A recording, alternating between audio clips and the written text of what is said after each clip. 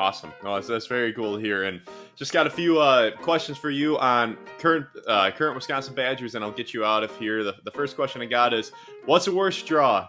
Getting a hot Ole Miss team in 2013 or a 31-3 James Madison team in the 5-12 matchup?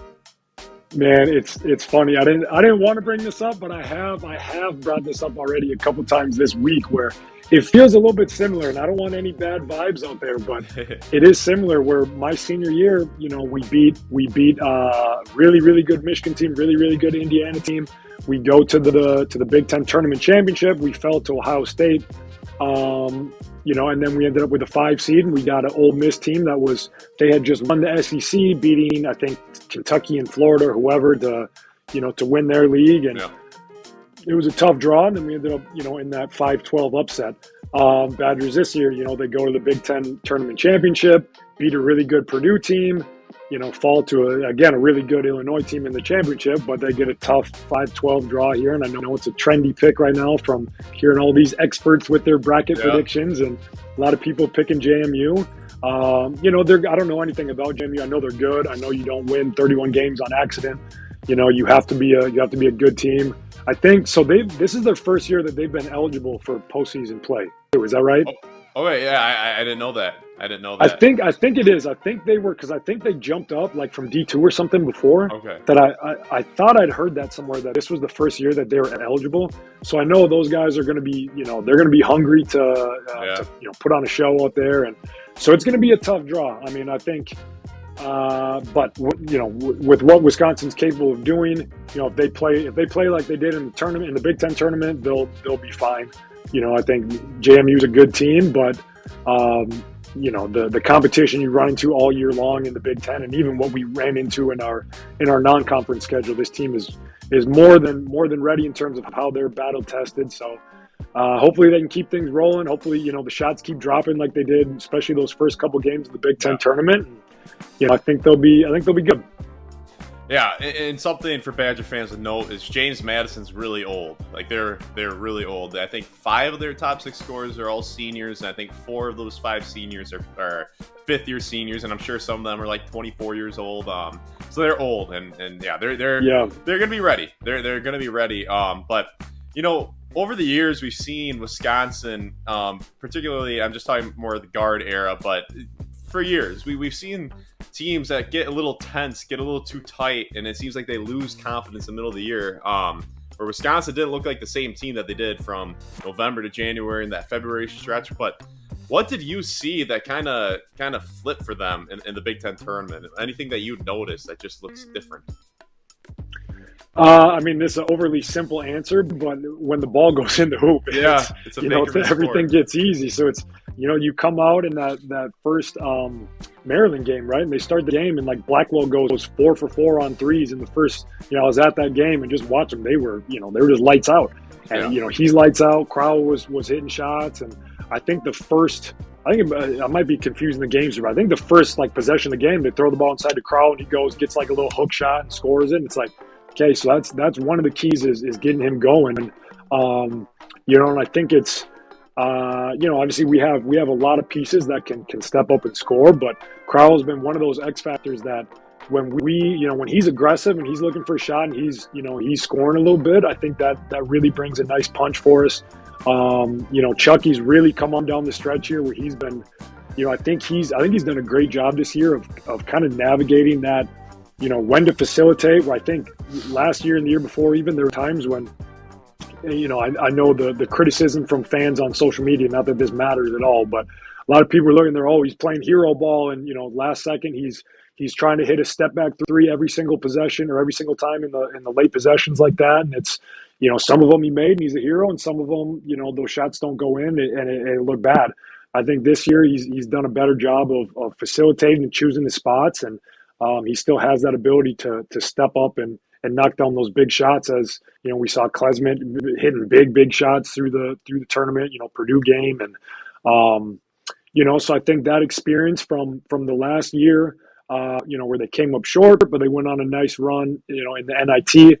Hopefully they can kind of draw on that and know what it's like to play in these kind of do or die games. And Same way you talked about JMU has a lot of experience. I think, obviously we do too. We have a lot of guys that have played a lot of basketball and been in these big moments, and hopefully they can kind of carry over that confidence that they've had through the Big Ten tournament, and kind of keep things rolling to the NCAA tournament here.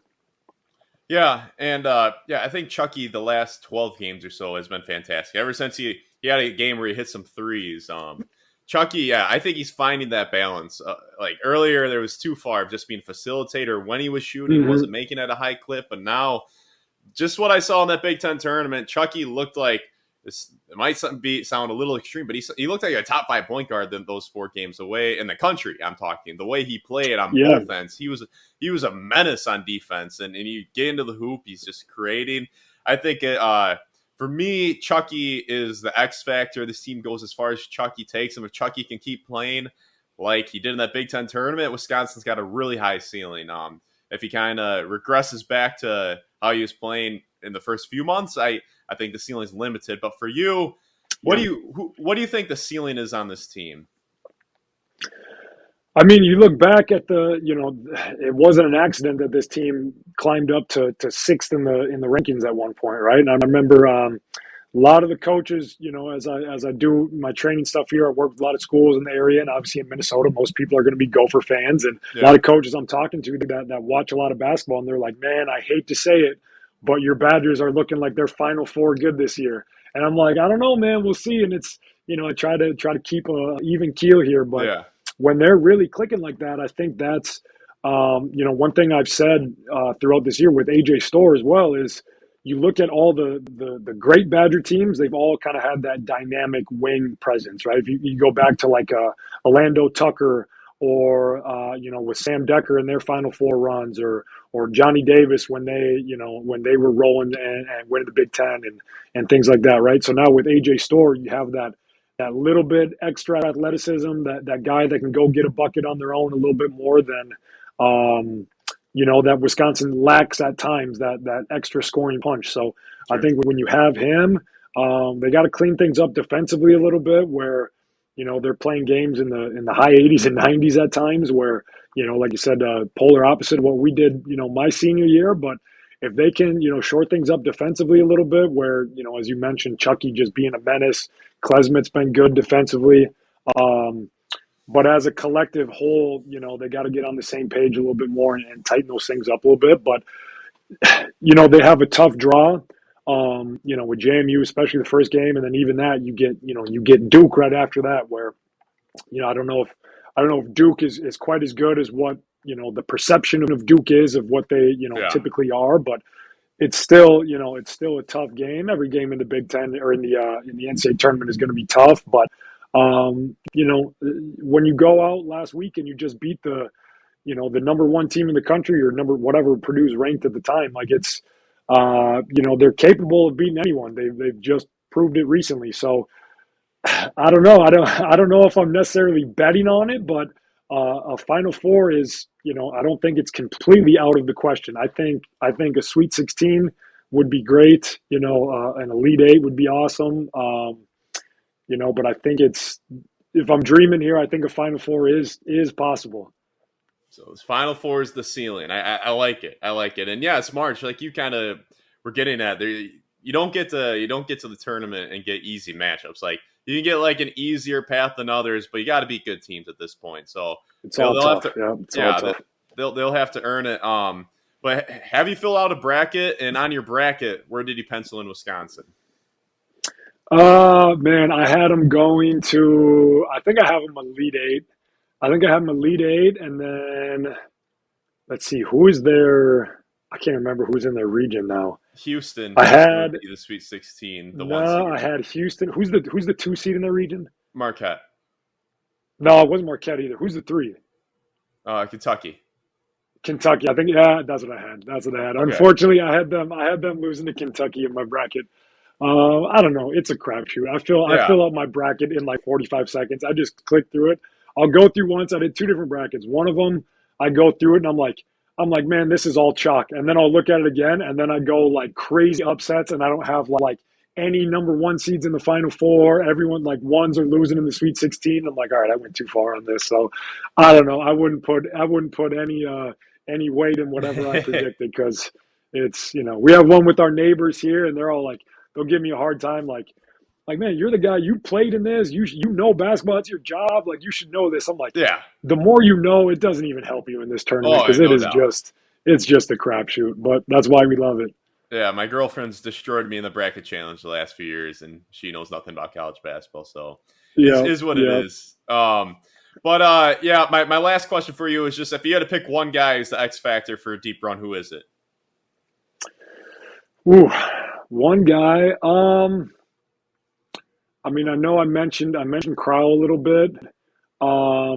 But I think I kind of agree with you that I think Chucky is really the key piece.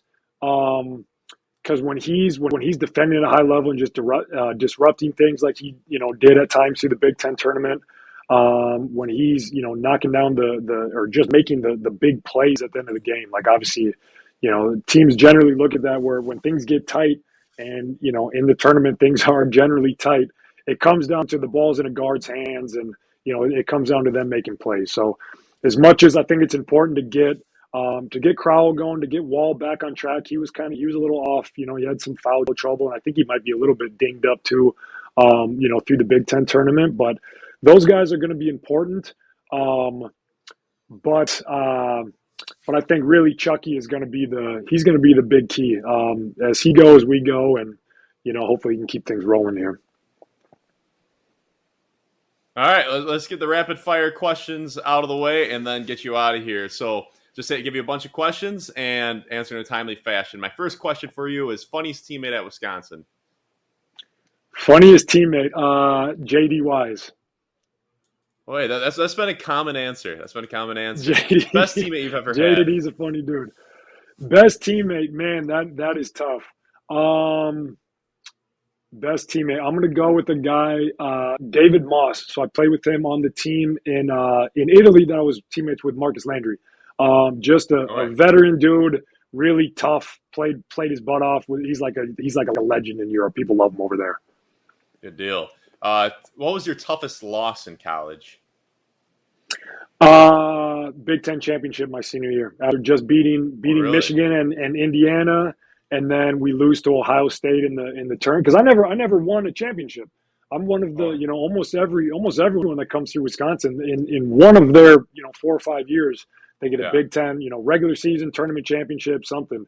We got to the championship game and we lost it. So that's the one I wish I could have back for sure. For me as a fan during your time there was easily the Syracuse game. I was a little Yeah. depressed the eighth grader after that game for quite some time. That was a tough one. You were cooking that 2-3 zone and they called some phantom fouls on you. Yeah, and actually, that you bring that one up, that's got to be like 1B then for sure, because that was a really tough one. And if you remember the matchup, we would have gotten Ohio State in the Elite Eight, Yeah. and then we just I talked about this earlier. We just beat Ohio State at their place, a couple weeks before that. So not that we're looking past Syracuse by any means, but we saw what the matchup would be, and we're like, hey, we beat Syracuse, we get Ohio State again. We already just beat them at their place. So we're thinking in our mind like, hey, the door to or the path to a Final Four is there, and came up, one bucket short. But that was a really really fun game too. That one definitely hurts to lose that one. Yeah, because both teams played really well. Like you guys played really well, they Yeah, played really well, and someone's got to lose, unfortunately. But yeah, yeah, those that was fouls they tough. called in the first half, I still remember. I still remember this day. I think those were kind of Is yeah, soft, yeah, but that was brutal. You're spot on with that. toughest player I've ever had to guard. Ooh, toughest player. I'm gonna say for me, like I mentioned before, Jared Solinger. He was one that he gave me problems. He was tough, physical. He could do a lot of stuff. I'll go with him. Dogs or cats? Dogs for sure, but I'm not. Yeah, I'm not really a big pet guy. We have a fish that's almost dead right now, and that's about it. So I'm not. But it's Okay. definitely it's definitely dogs over cats though. Favorite country you've ever played in? I'll go Italy. Italy was really cool. Favorite food? Japanese curry. Favorite holiday? Christmas for sure. Christmas is the best. Favorite movie? Oh man, I'm terrible with these ones. When people ask like favorite movies and favorite like favorite songs, things like that. There's a lot to choose from. Boy, favorite movie. I don't even know, man. Something stupid like I don't know. We'll go like Step Brothers. That was a classic we'd watch all the time, and some classic we watched all the time in college. Let's go. All right. Favorite type of workout? Um, I mean, I favorite type of workout. I do just like generic lifts. Like I'll do I lift. We got a little garage in my or a little gym in my garage. Um, I lift weights, but it's nothing crazy. I'm not like trying to squat 300 pounds anymore. I'm trying to just stay mobile and active, and so Yeah, lifting weights, but I mean moderate intensity. I guess I'm not doing anything crazy. sure. Least favorite type of workout? Running, like just straight running. I would way rather do sprints than just like a distance jog or run on a treadmill. Like to me that's brutal. That's the worst thing ever. i would No, i would I rather agree. sprint or lift or jump or do anything, but a distance run, like, no thank you. All right. Last two questions. What was your favorite year at UW? Oh man, it's tough. So maybe maybe my junior year. I mean, going to the Sweet 16. We just talked about this losing that Syracuse game. Um, Man, I don't know. It's tough because my senior year we had some really big wins. With the Indiana, Michigan, winning those games. That was big. But then the NCAA tournament, we got bounced in the first round in the 5-12 upset. So Hmm. it's hard to go with that one. I don't know. I'll go my junior year. I guess the tournament run going Sweet 16 was fun. And then for me, from an individual standpoint, like that was my first year, like really stepping into a big role where I was, stuck behind John and Keaton for those years before. Yeah. So I'll go that year, I guess. Okay. And last question. What was your favorite game of your career at Madison? Whew, again, that's a tough one. I think I'll probably go with the Michigan game. When Bruss hit the half quarter and I had the dunk to tie it. Just with what that team was able, like we talk about how talented that team was. They had like I don't know, 6 or 7 NBA guys on the team, and they were runners up in the NCAA championship, and that game was really big. It was fun. It was like I think it was an 11 a.m. game. We go to overtime, we win. They storm the court, all that, and then it's 1:30 in Madison, and the whole campus was in party mode. So that was definitely a fun day and a fun game. Good deal. And that is Jared Berggren. Jared, thank you so much for your time. I appreciate it. Had fun talking with you. And yeah, good luck to your Badgers. I'm looking forward to staying connected the rest of the way. Absolutely, man. Looking forward to watching them in the tournament. And yeah, thanks for having me.